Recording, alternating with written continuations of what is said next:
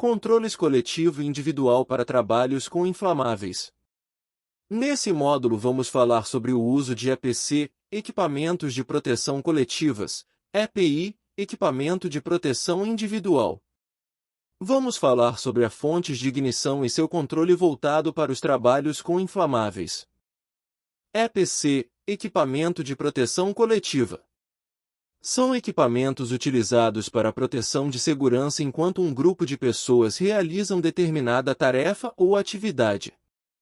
O equipamento de proteção coletiva deve ser usado prioritariamente ao uso do equipamento de proteção individual, por exemplo, piso antiderrapante ou fitas antiderrapante para garantir que as pessoas que transitam no local não escorreguem é o mais adequado, visto que protege um coletivo. E somente quando esta condição não for possível, deve ser pensado o uso de bota de borracha ou outro calçado com solado antiderrapante como equipamentos de proteção individuais, EPI, para a proteção dos trabalhadores, pois são de uso apenas individual. EPC, equipamento de proteção coletiva. Os equipamentos de proteção coletiva, EPC, são dispositivos utilizados no ambiente de trabalho com o objetivo de proteger os trabalhadores dos riscos inerentes aos processos, tais como ventilação dos locais de trabalho, proteção de partes móveis de máquinas e equipamentos, sinalização de segurança, dentre outros. Portanto, o EPI será obrigatório somente se o EPC não atenuar os riscos completamente ou se oferecer proteção parcialmente. Conforme dispõe a norma regulamentadora 6, a empresa é obrigada a fornecer aos empregados, gratuitamente, EPI adequado ao risco, nas seguintes circunstâncias. B. Sempre que as medidas de ordem geral não ofereçam completa proteção contra os riscos de acidentes do trabalho ou de doenças profissionais e do trabalho. C. Enquanto as medidas de proteção coletiva estiverem sendo implantadas. D. Para atender a situações de emergência.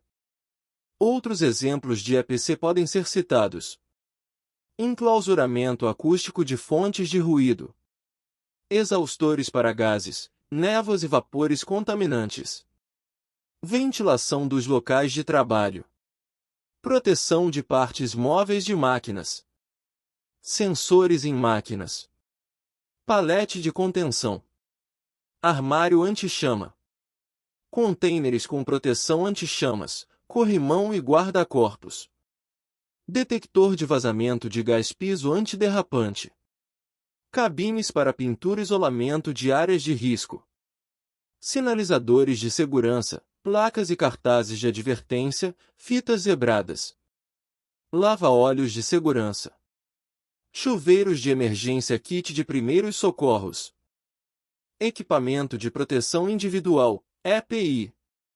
É todo dispositivo ou produto, de uso individual utilizado pelo trabalhador, destinado à proteção contra riscos capazes de ameaçar a sua segurança e a sua saúde. O uso deste tipo de equipamento só deverá ser feito quando não for possível tomar medidas que permitam eliminar os riscos do ambiente em que se desenvolve a atividade, ou seja, quando as medidas de proteção coletiva não forem viáveis, eficientes e suficientes para a atenuação dos riscos e não oferecerem completa proteção contra os riscos de acidentes do trabalho ou de doenças profissionais e do trabalho. EPI compete ao Serviço Especializado em Engenharia de Segurança e em Medicina do Trabalho, ou à Comissão Interna de Prevenção de Acidentes e Assédio, CIPA, recomendar o EPI adequado para cada atividade de acordo com o risco exposto. Os tipos de EPI a ser utilizados podem variar dependendo do tipo de atividade ou de riscos, que poderão ameaçar a segurança e a saúde do trabalhador e da parte do corpo que se pretende proteger, tais como proteção auditiva, abafadores de ruídos ou protetores auriculares, proteção respiratória, máscaras e filtro, proteção visual e facial, óculos e viseiras, proteção da cabeça, capacetes, proteção de mãos e braços, luvas e mangotes, proteção de tronco, pernas e pés, aventais, macacões, sapatos, botas. Proteção contra quedas, cintos de segurança e cinturões. O equipamento de proteção individual, de fabricação nacional ou importado só poderá ser posto à venda ou utilizado com a indicação do Certificado de Aprovação, CA, expedido pelo órgão nacional competente em matéria de segurança e saúde no trabalho do Ministério do Trabalho e Emprego. Adquirir o EPI adequado ao risco de cada atividade. Exigir seu uso. Fornecer ao trabalhador somente o equipamento aprovado pelo órgão nacional competente em matéria de segurança e saúde no trabalho. Orientar e treinar o trabalhador sobre o uso adequado, guarda e conservação. Substituir imediatamente o EPI, quando danificado ou extraviado. Responsabilizar-se pela higienização e manutenção periódica. O empregado também terá que observar as seguintes obrigações. Utilizar o EPI apenas para a finalidade a que se destina. Responsabilizar-se pela guarda e conservação. Comunicar ao empregador qualquer alteração que o torne impróprio ao uso. E cumprir as determinações do empregador sobre o uso pessoal. Fontes de ignição e seu controle. Para que um incêndio ou uma explosão sejam provocados, bastam apenas que um ou mais elementos inflamáveis se unam. A fonte de ignição, chamas abertas, faíscas, centelhas, pontos quentes, eletricidade estática, quando se choca com produtos inflamáveis deve ser analisada com cuidado e atenção. Isso porque as fontes de ignição podem ser as mais variadas possíveis, e com isso conseguem gerar temperaturas suficientes para iniciar um grave processo de combustão de algumas substâncias inflamáveis. São muitas as possíveis fontes de ignição que podem desencadear um incêndio ou explosão de substâncias inflamáveis ou combustíveis. Abaixo iremos colocar algumas das fontes mais comuns que podemos encontrar nas atividades industriais. Uma mistura dentro dos limites de inflamabilidade necessita apenas de um elemento para que se produza um incêndio ou explosão.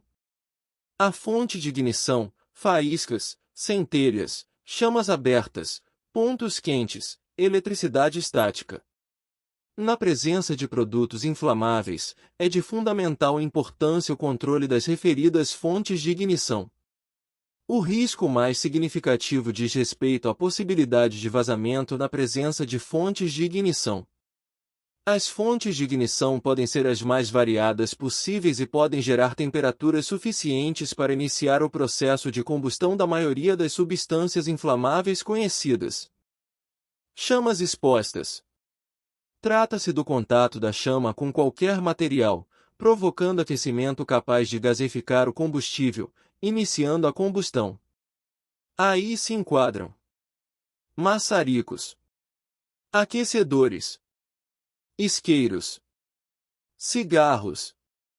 Fontes de ignição. As fontes de ignição mais comuns dos incêndios são fogo-chamas, aquecimento, faíscas, celulares, motores a combustão, cigarros, arcos voltaicos, provenientes de equipamentos elétricos quando são desligados ou ligados, fagulhas de fricção e impactos mecânicos. Eletricidade estática. A eletricidade estática é criada pelo fluxo de elétrons que resulta do contato e separação de dois materiais. O fluxo de elétrons não é normalmente o mesmo entre os materiais, e se os mesmos são separados um do outro é possível ocorrer o acúmulo de elétrons em um dos dois materiais, no momento da separação.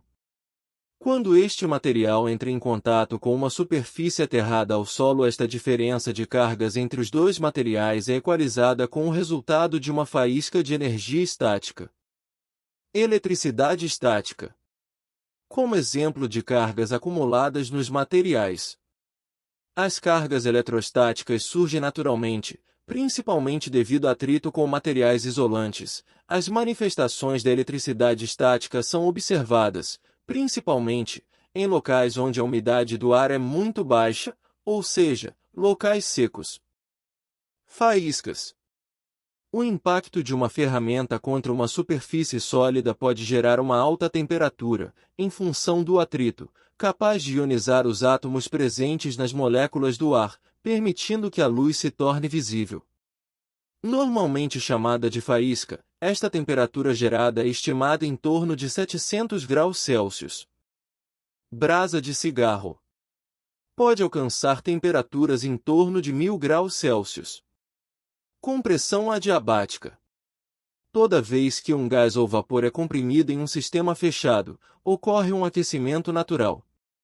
Quando esta compressão acontece de forma muito rápida, dependendo da diferença entre a pressão inicial, P0, e final, P1, e o calor não sendo trocado devidamente entre os sistemas envolvidos, ocorre o que chamamos tecnicamente de compressão adiabática.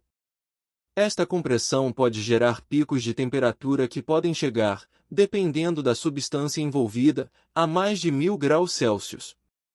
Isto pode acontecer, por exemplo, quando o oxigênio puro é comprimido, rapidamente passando de 1 atm para 200 atm, em uma tubulação ou outro sistema sem a presença de um regulador de pressão. Chama direta. É a fonte de energia mais fácil de ser identificada.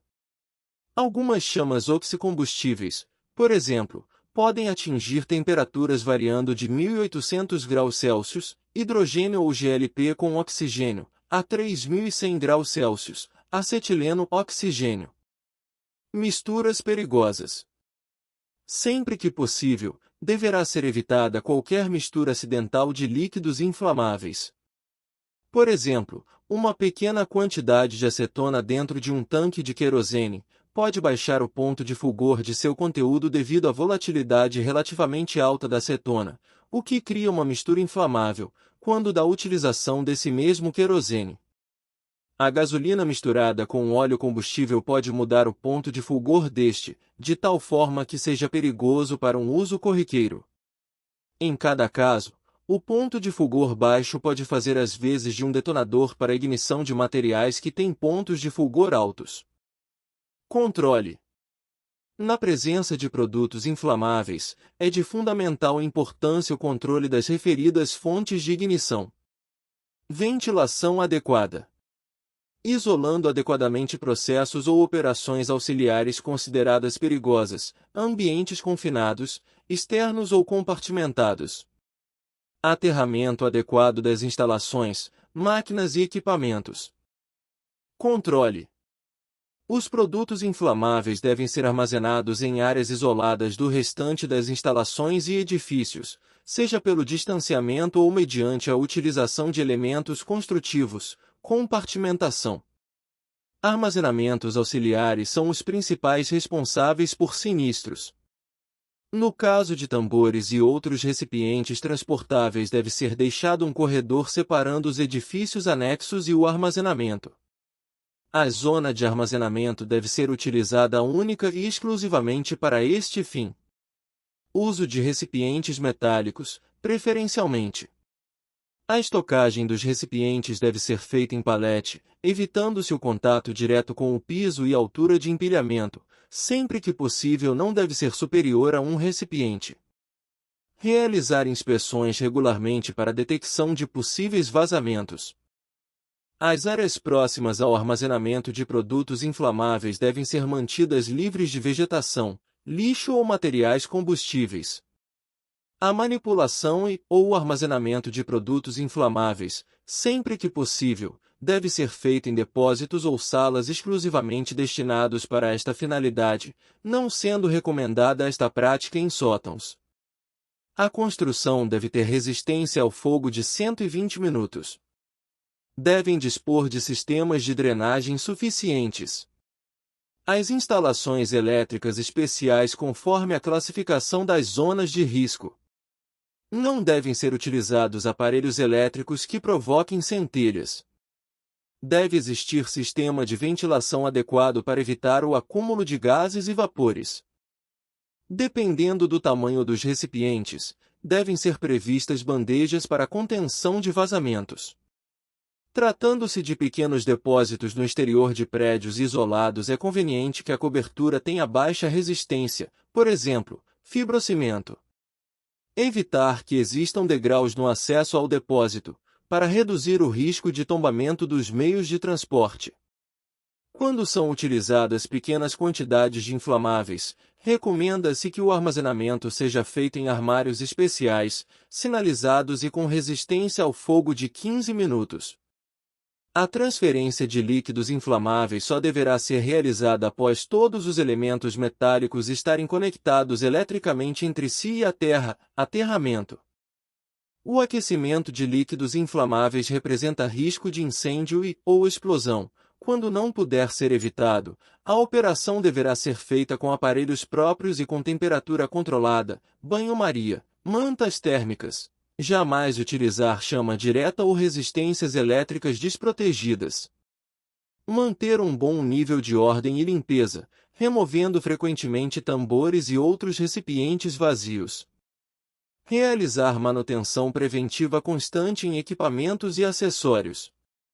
Cuidados especiais quando em proximidade a trabalhos a quente. Extintores portáteis ou sobre rodas de pó ABC, quando existir somente líquidos, ou pó ABC quando é possível um incêndio em sólidos. Controle. Detectores automáticos de incêndio do tipo termovelocimétricos. Sistema de hidrantes para o resfriamento e proteção de prédios e instalações vizinhas. Chuveiros automáticos, sprinklers, caso nas demais áreas exista este tipo de proteção. Sistemas de água nebulizada para refrigeração de tanques de líquidos ou gases. Sistemas fixos ou manuais de espuma para extinção de incêndios em líquidos, ou para sua prevenção em caso derrame. Detecção de gases inflamáveis, interior ou exterior. Controlando os perigos de ignição. Ferramentas antifaiscantes. O uso de ferramentas antifaiscantes pode diminuir o risco de centelhas de atrito e de impactos. Deve-se avaliar o custo-benefício. Equipamentos intrinsecamente seguros. Muito comuns nos equipamentos de segurança e saúde ocupacional, como detectores de gases. Equipamentos elétricos classificados. O uso de equipamentos elétricos classificados é essencial para a segurança da maioria dos processos industriais que envolvem inflamáveis e combustíveis. É importante observar que existem dois padrões de classificação de área e de equipamentos, padrão americano e padrão internacional, Brasil. Detecção de gases inflamáveis. Além do uso de equipamentos e ferramentas especiais, também é adotado como controle das fontes de ignição procedimentos e práticas operacionais que diminuem ou eliminam riscos, tais como precauções nos trabalhos a quente, controle de tochas e equipamentos de solda, controle de mangueiras de equipamentos de solda, cuidados com cilindros de gases, inertização de tanques e equipamentos, prevenção contra o fogo, com observador, avaliação do ambiente para detectar atmosferas potencialmente explosivas, detecção de gases. Desenvolvimento atual. Atualmente há um número muito grande de tecnologias aplicadas à detecção de gases e vapores presentes no ambiente de trabalho ou em situações emergenciais. Aqui encerramos esse módulo. Prestem atenção nos demais módulos, pois teremos avaliações para testar o conhecimento adquirido.